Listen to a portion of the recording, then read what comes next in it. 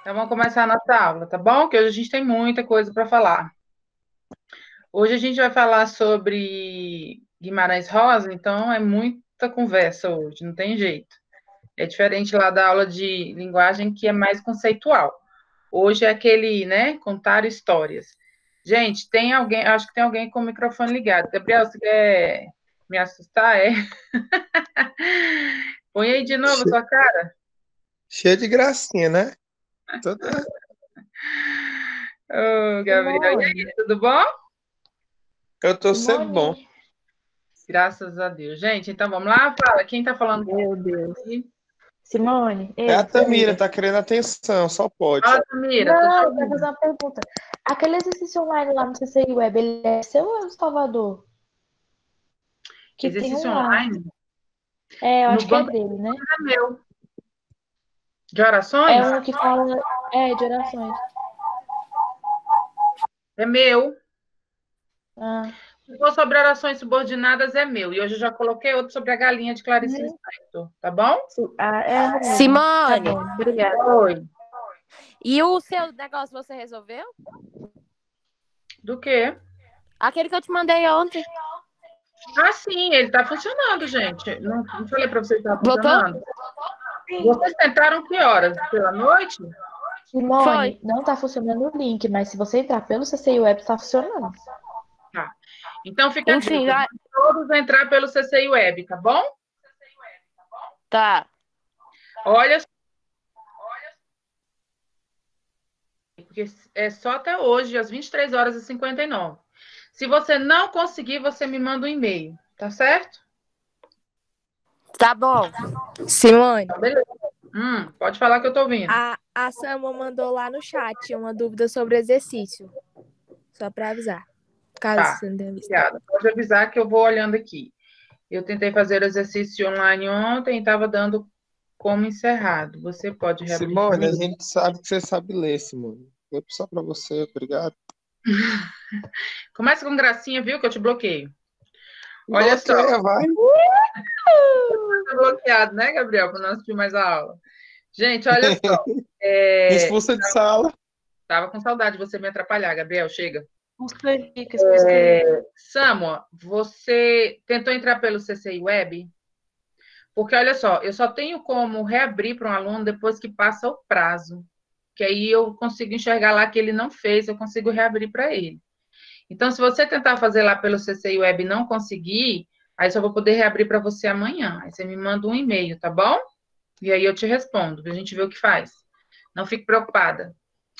Meu povo, então vamos lá. Aí a Soma disse que foi pelo CC Web. Então, se você não conseguir realmente realizar o exercício, eu vou ter que reabrir para você, mas aí eu te aviso pelo e-mail. Ou você me dá um toquezinho lá pelo e-mail também, e quando eu sair daqui, eu vou para uma aula no segundo ano, pode ser que eu esqueça, tá bom? O meu também não está abrindo. Gente, eu não sei. A Cássia ontem participou da nossa aula, falou que tinha resolvido. Então, esses casos mais pontuais eu vou resolvendo aos poucos, porque realmente essa parte de por que não está abrindo para determinadas pessoas eu não sei explicar. Tá bom? Se não estivesse abrindo para ninguém, eu ia refazer o exercício, mas como muitos já fizeram, inclusive eu vi lá que muita gente acertou 100%, mas também teve gente que fez 20%, 60%, 70%. Mas eu vejo depois o que faço em relação a isso, tá bom? Viu, Rebeca? Me manda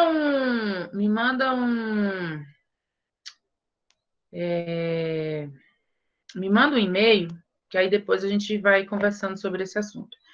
Gente, olha só, Gabriel, hoje é aula livre, claro que é, eu nunca amarrei vocês, nunca dei aula com vocês amarrados, então toda aula nossa é livre, todo mundo bem livre. Então vamos lá, eu vou só compartilhar aqui os slides com vocês. E aqui não, só entro no lugar errado. Vamos lá. Um guia Tô do sabendo nem mexer no celular. é computador, menino. Tem Piorou. computador. Bora lá. Então, a gente já falou um pouquinho sobre essa fase modernista aí, eu coloquei essas três carinhas maravilhosas, né? Já falamos tanto do João Cabral de Melo Neto como da Clarice, e hoje a gente vai falar do João Guimarães Rosa, mais conhecido como Guimarães Rosa. Eu não chamo ele de João para vocês não confundirem ele com João Cabral de Melo Neto, tá bom?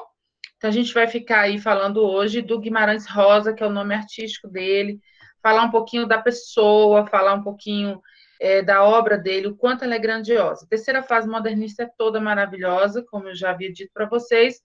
A gente tem, dentro dessa fase, gente, a introspecção. A introspecção, ela não é uma palavra que se remete apenas a Clarice Lispector, nem a João Cabral de Melo Neto, mas também ao Guimarães Rosa, tendo um diferencial, que o Guimarães Rosa, ele é bem neologista. E o que significa essa palavra, neologismo, né? Além de neologismo, ele é mítico mesmo, sabe? Ele traz místico, ele traz um misticismo grande nas obras dele, né? Essa questão religiosa, essa questão da reza, da cura, a questão de Deus, de diabo, da existência, né? Desses dois seres aí. Ele fala muito sobre o sertão também, só que de uma forma diferente. Foi um homem que ganhou grandes prêmios, né, por essa obra que ele criou, Grandes Sertões Veredas, que a gente vai falar dele hoje, e de outras obras também. Então, eu vou logo lá para o slide dele, porque esse aqui tudo a gente já viu, tá? Deixa eu mudar aqui rapidinho. Isso aqui tudo a gente já viu. Vou colocar para apresentar.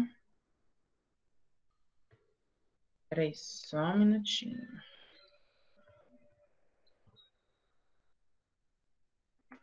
Opa.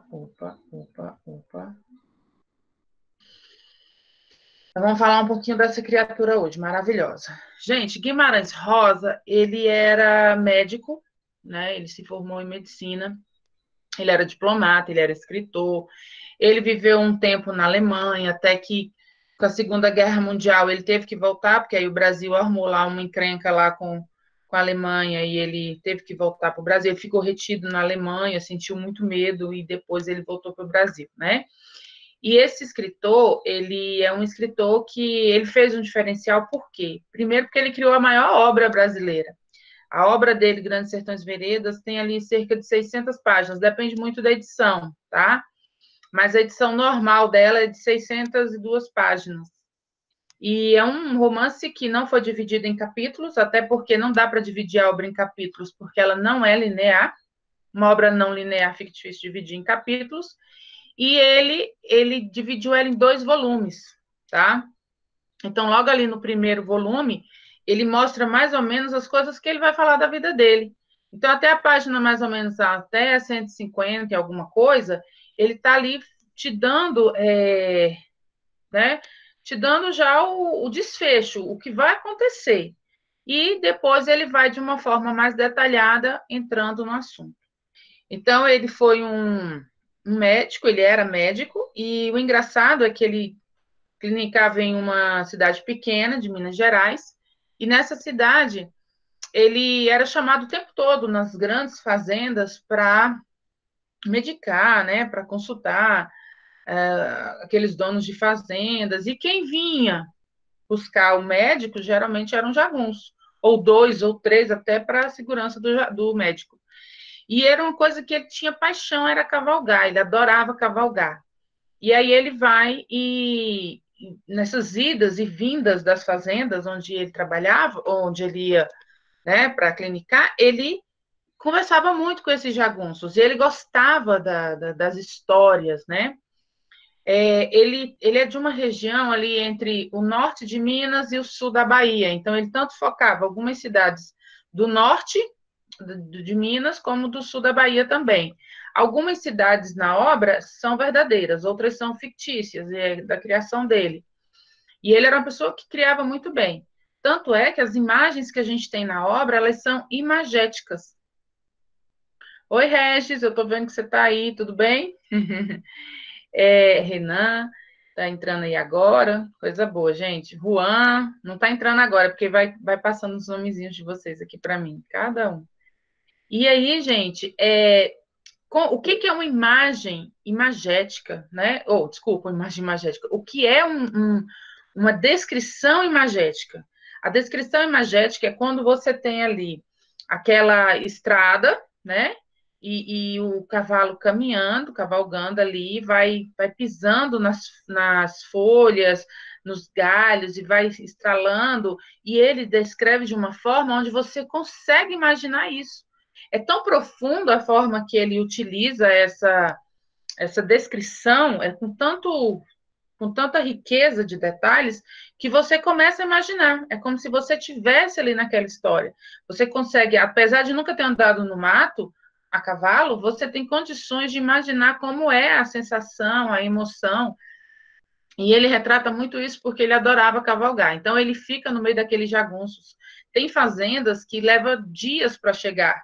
Né? Vocês sabem que antigamente não existia carro, apesar de já existir nesse período carro, mas não era algo comum ainda para toda a sociedade, então eles andavam mesmo a cavalo. E aí, por que esse nome, né?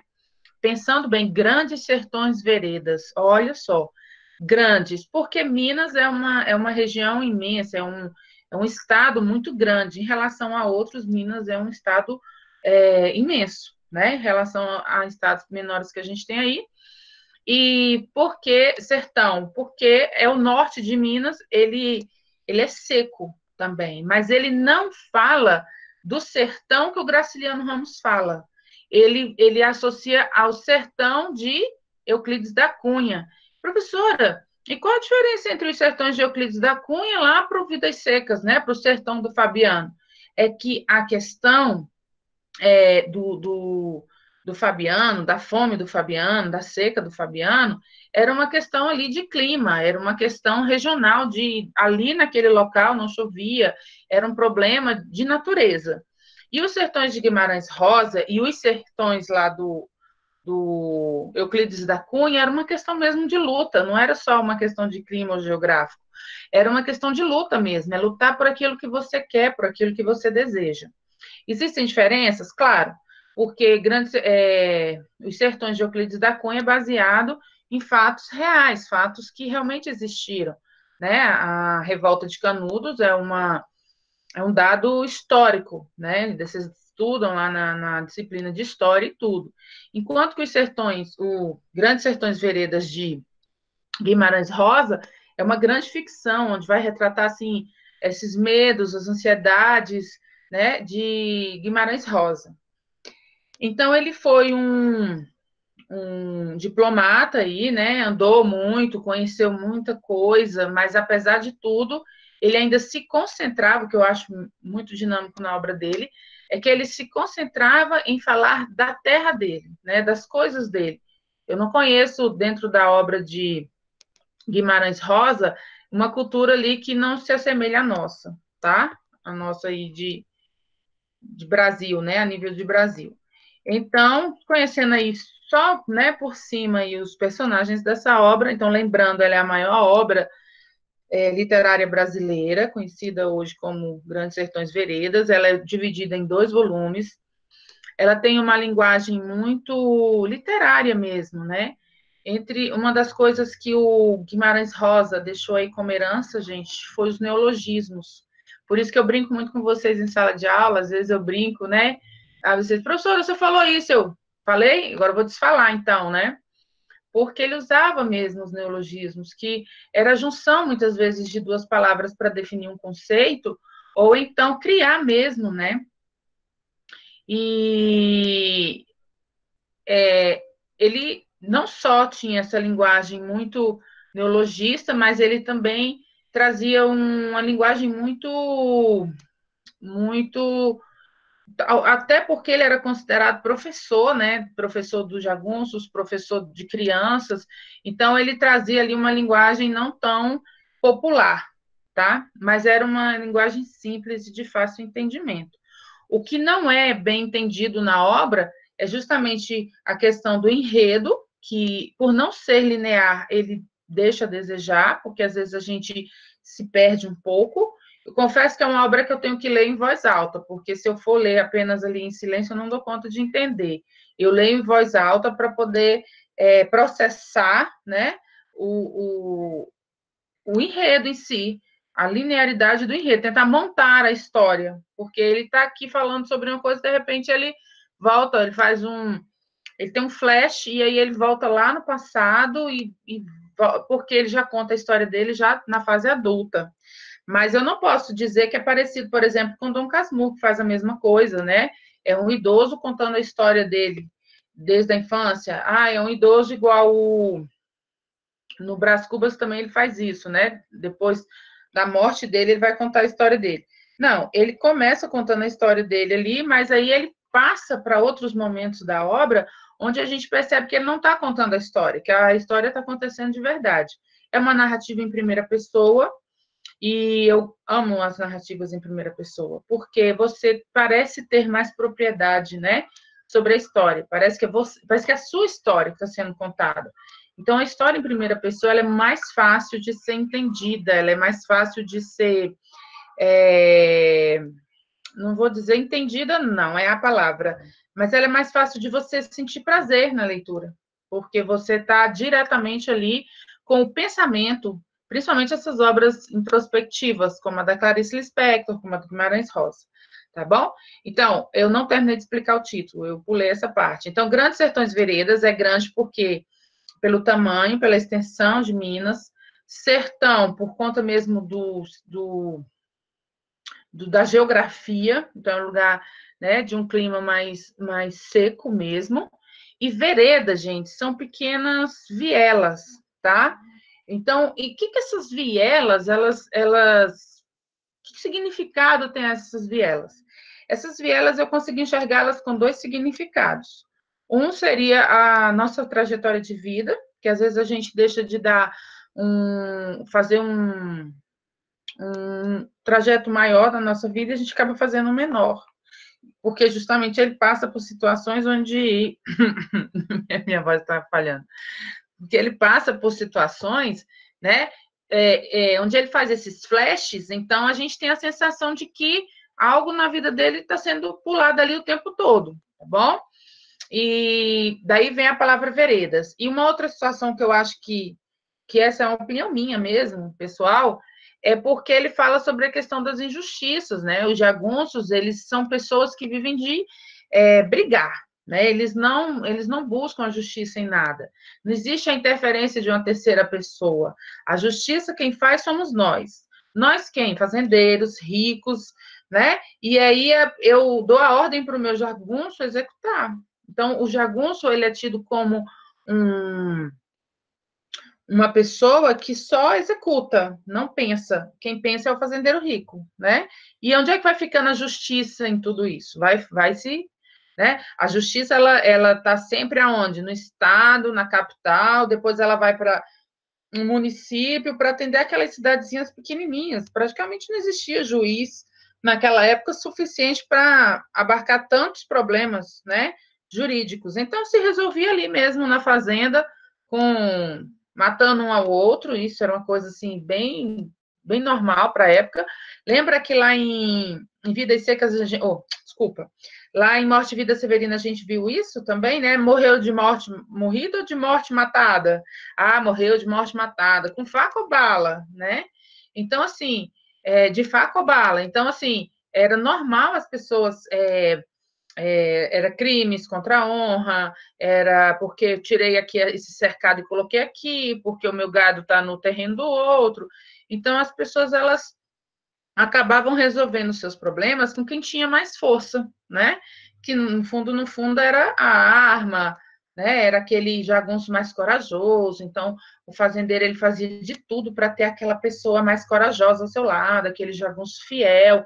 Então, eles tinham que acreditar na fidelidade, né, do jagunço. Então, virava ali um parceiro para uma vida toda.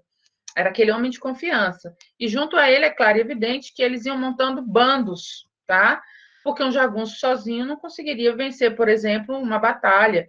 Então, eles iam juntando aquelas pessoas que, né, que eles iam confiando. Cada dia mais eles iam confiando.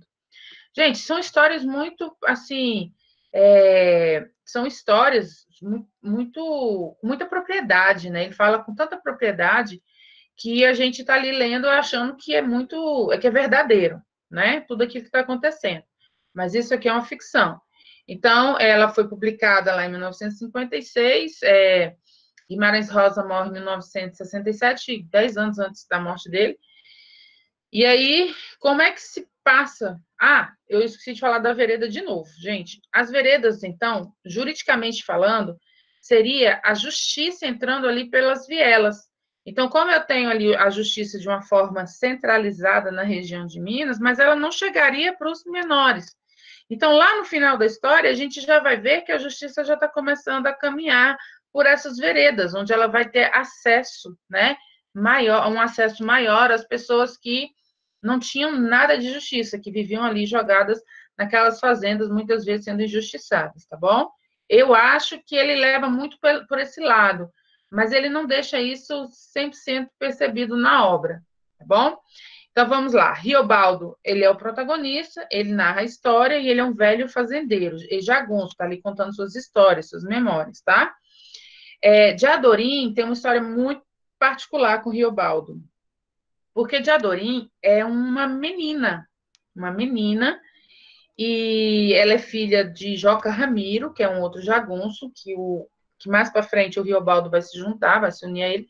Só que, se unir a ele não, se unir ao bando dele, e só que o Joca Ramiro morre em uma dessas batalhas aí, desses jagunços, numa dessas brigas, porque eles têm a rivalidade aí com um outro bando de jagunços, e a menina resolve entrar no bando, só que ela se veste de menino. É o Reinaldo, e o Reinaldo depois se torna Diadorim, né? Porque eles também têm um nome de guerra, tá? E o Diadorim, ele quer só vingar a morte do pai. Esse é o único objetivo dele estar no bando, mas ele acaba chamando muita atenção de Riobaldo. Um dia, quando eles precisam fazer uma travessia de barco, os dois, e o Riobaldo, ele fica ali olhando para o Diadorim e ele não entende o que é que aquela pessoa está seduzindo ele, porque, na verdade, naquela época, o homossexualismo, quem tinha a tendência para o homossexualismo, guardava esse segredo a sete chaves. Imagina para um jagunço. Era ainda... acreditava-se ser menos merecedor, né, de uma situação como essa. Então, para ele era vergonhoso ele estar apaixonado por um homem, e ele não sabia mais o que fazer. Porque ele olhava para Diadorim e ele sentia um grande amor, um amor eros mesmo, né? Não era nem aquele amor de amigo. E ele sentia vontade de estar perto, ele achava... Quando ele olhava para os olhos de Diadorim, ele falava, poxa vida, meu Deus, né?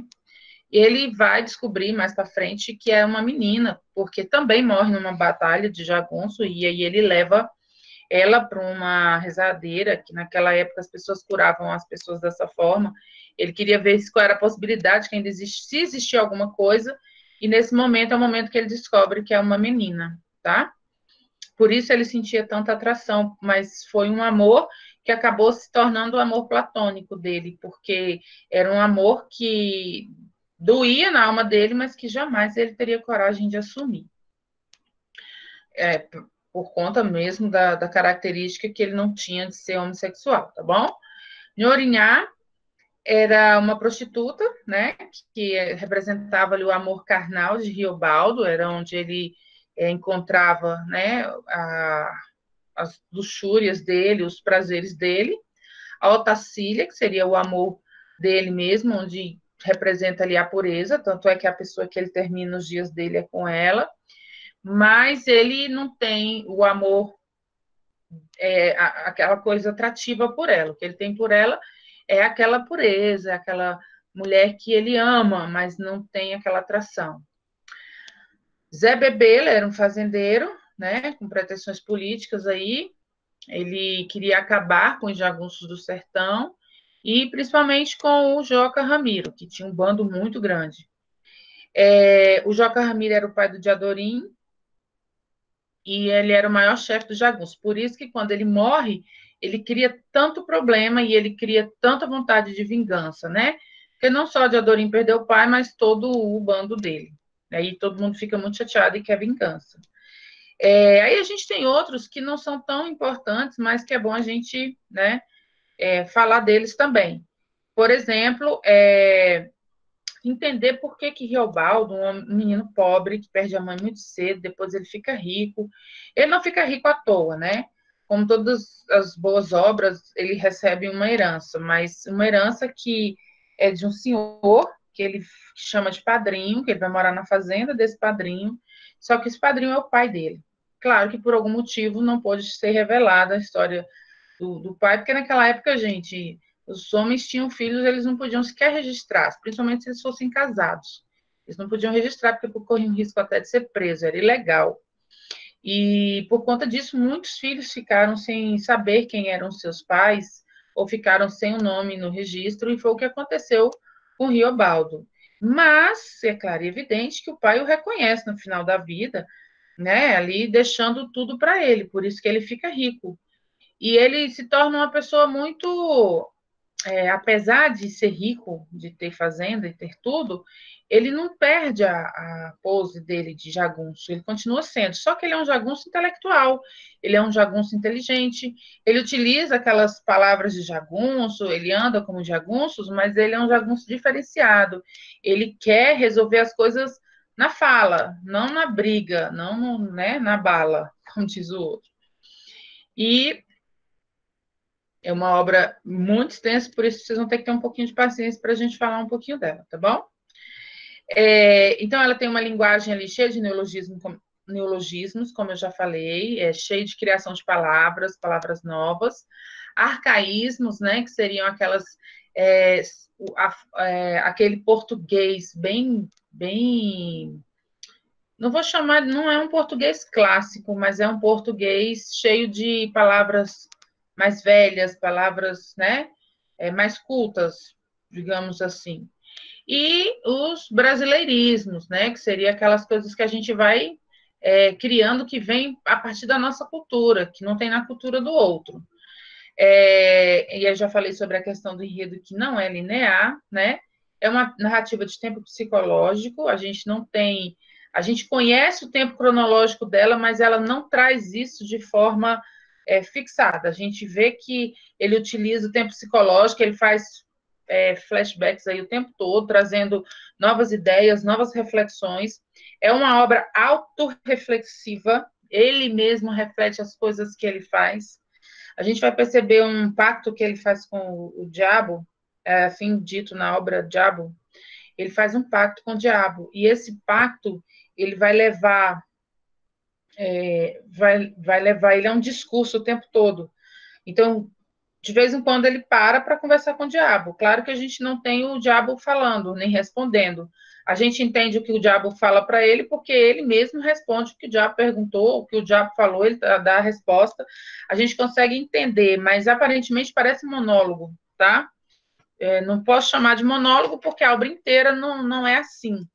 Quando ele fala com o interlocutor, tem essa obra, ele, como eu já falei, ele começa narrando ela já velho. É um senhor, que ele chama de senhor, de moço ou doutor, que chega na fazenda dele. E é muito comum nessa região de Minas, de Goiás, eles falarem em pousar, a pessoa vai pousar na sua casa. São pessoas que, né, estão viajando, estão em viagem, e de repente elas param ali naquela fazenda para repor a água, para comer, para descansar um pouco, para continuar muitas vezes a viagem. E aí esse moço, doutor, chega na fazenda e ele chama ele por esse nome o tempo todo, moço, doutor, e ele começa a contar a história dele, tá? Esse a gente chama de interlocutor, é a pessoa que está escutando a história de Riobaldo ali o tempo todo. A gente não consegue ter a resposta dele, como eu diria, não tem a participação dele, mas tem ali praticamente um monólogo, sendo o tempo todo ele ali contando a história dele, falando e conversando, mas a gente não tem a resposta do outro lado, tá bom? Por isso que em alguns lugares vocês vão perceber que essa obra pode ser chamada de monólogo, tá bom? Mas ela não é um monólogo, ela é uma narrativa. Aí eu já falei sobre ser dividido em 2 volumes, né? E o personagem narrador apresenta um relato sobre sua vida, desde seus medos. Qual era o medo dele? Ser homossexual, ser pobre, tinha medo do pecado, do erro, do diabo, né? Mas não deixou de fazer um pacto com o demônio por conta disso. Dos seus amores, perceberam que ele é bem complicado na parte amorosa. Ele ama uma que é bela e é pura. Ele ama outra que é o desejo carnal dele. Ele ama outra que ele não quer amar de jeito nenhum, mas ele não entende por que ele é atraído, né? E traições também, porque a vida dele é toda de traições, né? É um jagunço traindo o outro, é um pai que não assume seu filho, é uma mãe que morre cedo, então ele se sente traído ali o tempo todo. E são esses os medos e os anseios que ele vai colocar para fora no momento da obra dele. Eu trouxe alguns trechos para a gente ir discutindo, tá? Para vocês terem acesso à linguagem. O certo seria a gente ler um pedaço bom ali, né? Transcorrido, mas aí eu preferi trazer assim os pedacinhos para a gente ir discutindo esses pedacinhos, tá bom? O Senhor não duvide. Tem gente nesse aborrecido mundo que matam só para ver alguém fazer careta. Então, ele está falando aí da maldade humana, né? Que a pessoa, muitas vezes, ele é eu já falei para vocês, ele era um jagunço diferente. Ele não era o jagunço que vai para bater, que vai para brigar. Ele é o jagunço que quer manter ali uma relação de convivência, né? E onde um pode tentar resolver o problema do outro sem necessariamente matar. E ele fala que nesse mundo aborrecido, eu acho muito interessante esse termo que ele utiliza, aborrecido mundo, né? Então, ele usa, de forma geral, um mundo aborrecido. O que é a pessoa aborrecida? A pessoa que está com raiva. É uma pessoa que, por algum motivo, ela não está feliz com alguma coisa e ela fica ali chateada. Então, ele fala que tem gente aqui nesse mundo de aborrecimentos que, para matar um, só para mesmo a pessoa fazer careta, muitas vezes sem motivo nenhum, que era o que acontecia lá entre jagunços. E o pior é que a situação não muda. Hoje a gente vê até hoje pessoas que brigam do nada, né? A gente pode trazer para o cotidiano isso, porque até hoje a gente vê pessoas que, quantas reportagens a gente vê e fica ali perplexo com tanta maldade de chegar assim e matar porque quis, porque deu vontade. Tem nessa parte aí dos meninos quando querem entrar para o crime, que eles têm obrigação de, na hora de fazer um assalto, matar uma pessoa para poder entrar para aquela, né, aquele bando, aquela quadrilha, vou chamar assim, quadrilha, bando, né, gangue, seja lá como for. Então, ele quer mais ou menos relatar esse tipo de gente, né, que faz o mal sem motivo. Aí ele fala também, o Senhor, mire, veja, o Senhor aí que ele fala é o interlocutor dele, tá? O Senhor, mire, veja, o mais importante e bonito do mundo é isto, que as pessoas não estão sempre iguais, ainda não foram terminadas, mas que elas vão sempre mudando, afinam ou desafinam. Gente, isso não são trechos seguidos, são trechos aleatórios da obra. Nessa parte aí, ele já está falando que as pessoas não são iguais. Que hora ela vai estar afiada, hora vai estar desafiada. Ou seja, né? Hora ela vai estar afinada, outra não vai estar afinada. Por quê? Porque as pessoas, elas são pessoas que hora ficam boas, que crescem, que amadurecem, ficam boas pessoas, e tem hora que são pessoas que ficam, que se formam, pessoas ruins, pessoas do mal, como lá o bando que foi contra o bando do Joca Ramiro. Né? Na cabeça dele, o bando do Joca Ramiro é todo mundo gente boa, mas na cabeça do outro lado, não, né? Por isso que eles mataram lá o Joca Ramiro. Outra parte, com Deus existindo, tudo dá esperança, sempre um milagre é possível. O mundo se resolve.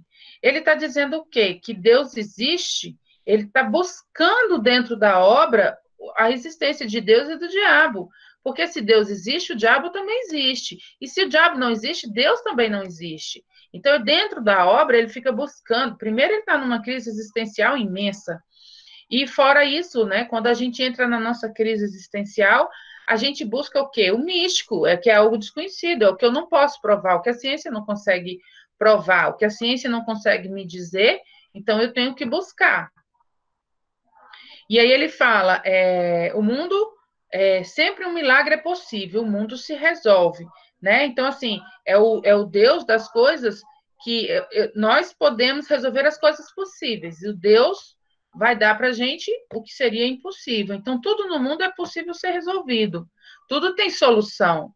Mas, se não tem Deus, há de a gente perdidos no vai e vem, e a vida é burra. É o aberto perigo das grandes e pequenas horas, não se podendo facilitar. É todos contra os acasos. Gente, essa palavra acaso é uma palavra muito forte, viu? Às vezes a gente tem até aquela música, né? O acaso vai me proteger. Eu acho muito interessante, canto bem demais, né, gente? Ainda bem que sou professora. Então, o acaso, ele é porque cantava assim, mas Veveta foi cantar e eu fui para a sala de aula.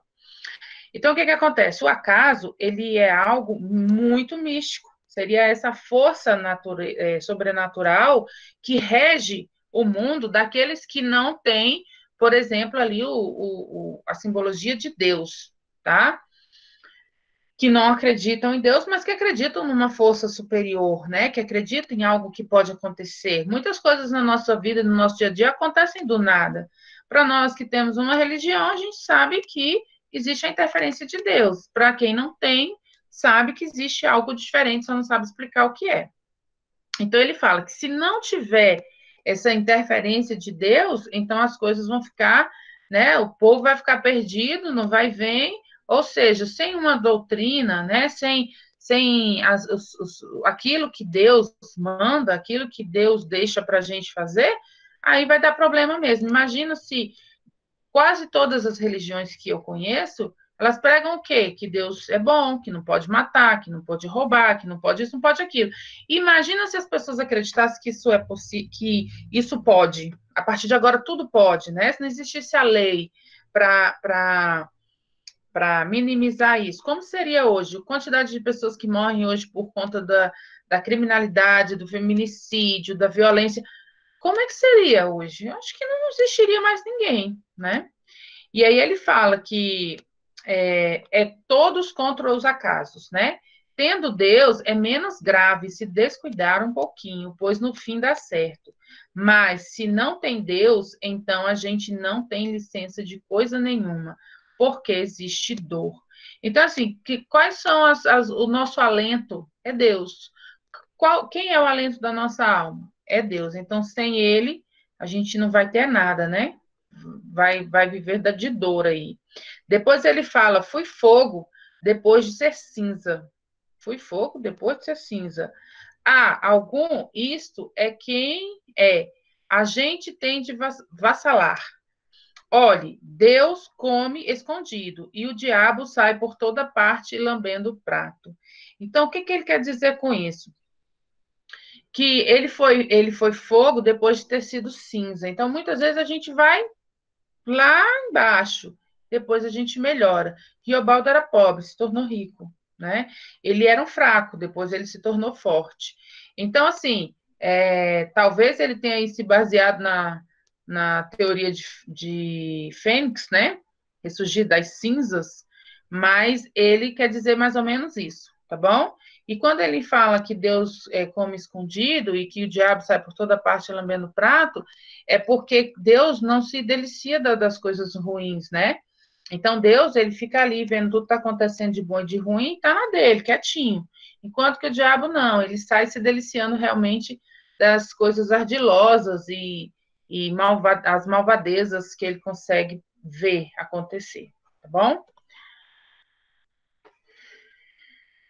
Aí tem mais trechos aqui, tem um pequeno erro de formatação. Aí ele fala aqui, ó, eu vou consertar isso aqui.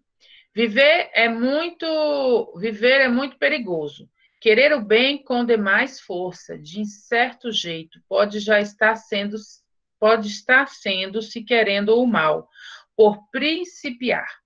Esses homens todos puxavam o mundo para si, para o consertar consertados. Olha como era a linguagem dele. Mas cada um só vê e entende as coisas de um seu modo, tá vendo? De um seu modo. Essa é a parte que eu falei para vocês sobre ele utilizar arcaísmos, tá? E aí ele tá falando que cada um quer puxar o mundo para si, né? E quando ele fala mundo, a gente tem a impressão de que ele tá puxando ali, puxando o mundo. O que é isso? É puxando as coisas, é o dinheiro, é o poder, a força, né? porque naquela época não era só o dinheiro que regia, mas também a força. Se o meu grupo de jagunços fosse maior do que o seu, com certeza eu sairia ganhando, eu teria muito mais poder que você.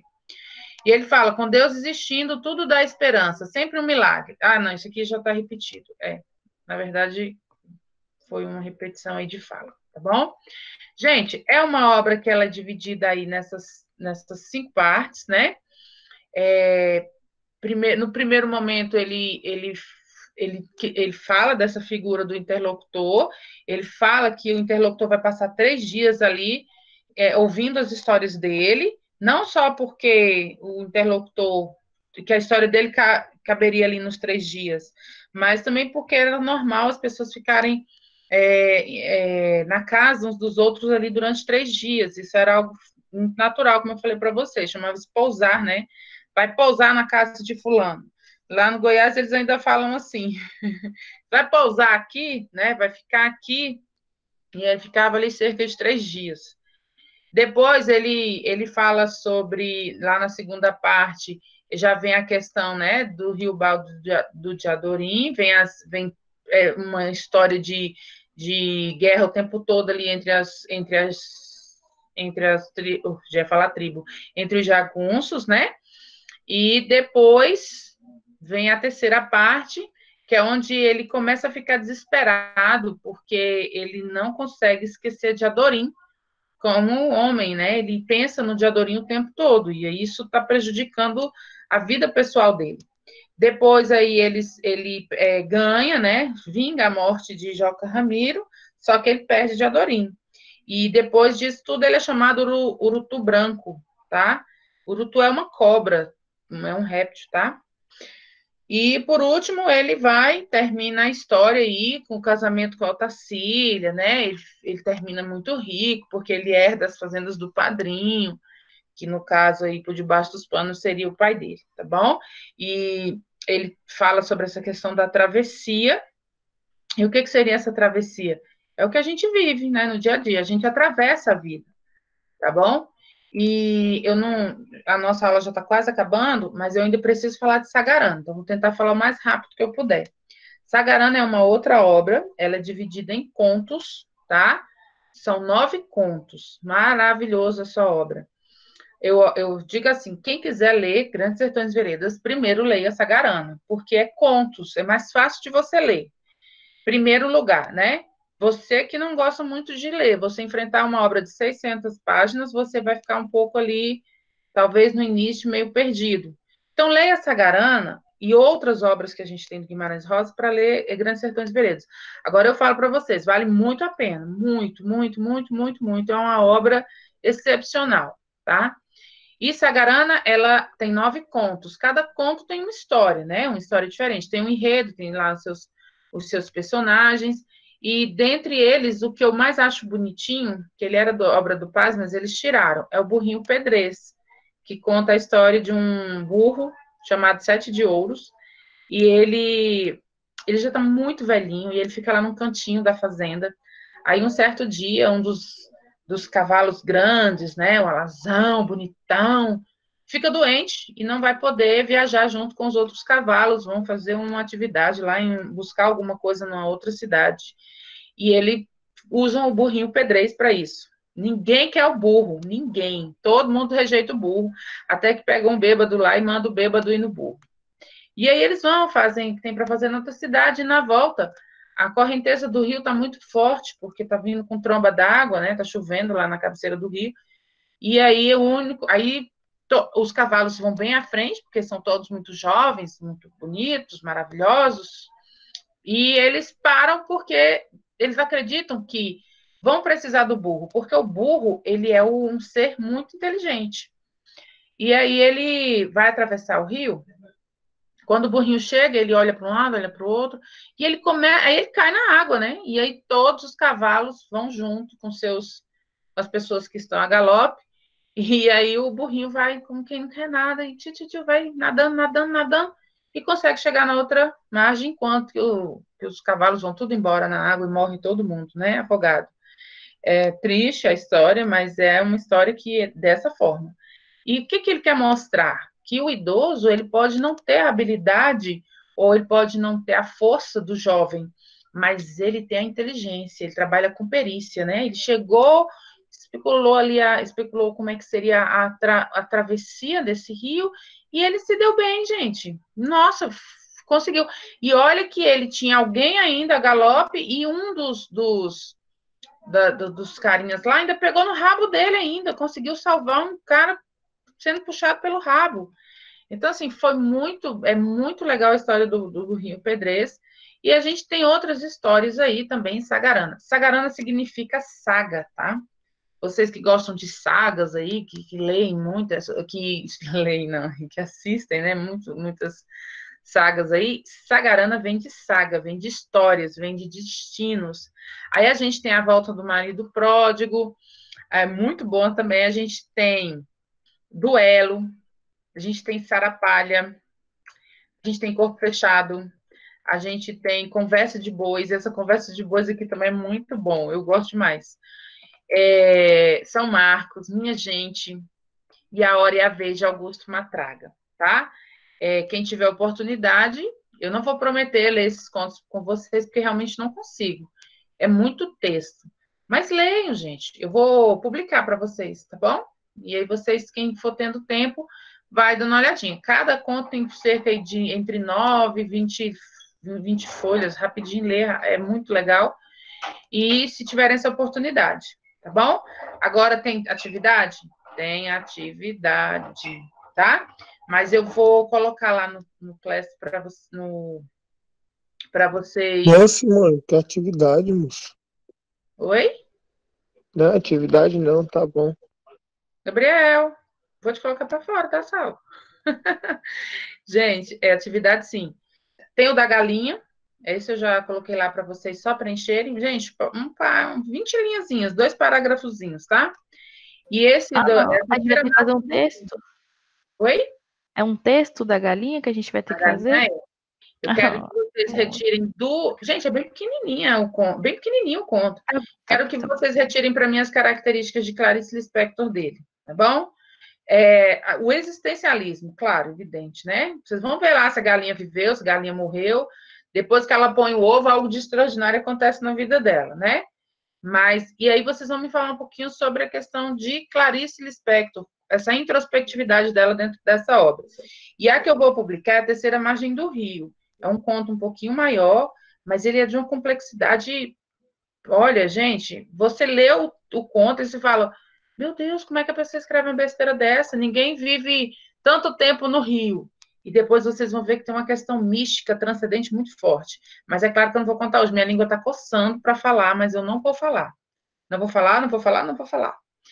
Mas na próxima aula de literatura, me lembrem, se por um acaso eu já começar com outra coisa, vocês podem me lembrar que eu tenho que falar para vocês sobre a terceira margem do rio. Gente, o rio tem 2 margens, esquerda e direita. Então, tenta imaginar o que passa pelo meio, né? Aliás, que margem seria essa? É uma margem transcendente. Mas se eu continuar, eu vou falar o que é, porque vocês sabem que eu sou linguaruda. Minha língua coça e eu acabo falando, mas eu não quero falar da terceira margem do rio antes que vocês leiam. Tem ela lá no livro 11, tá bom? Terceira Margem do Rio, de Guimarães Rosa. Beleza, meu povo? Aí, como eu não abri aqui o positivo, se eu for abrir vai levar muito tempo, eu vou mandar as páginas para vocês onde está o conto do Guimarães Rosa. Tá bom? Falem comigo. Tá bom. Gente, beijos para vocês. Espero que vocês tenham aprendido mais sobre Guimarães Rosa. É tão, né? Parece que foi tão... Não consegui falar do Riobaldo, não consegui falar de outros personagens. Mas fiquem com Deus, se cuidem, tá bom?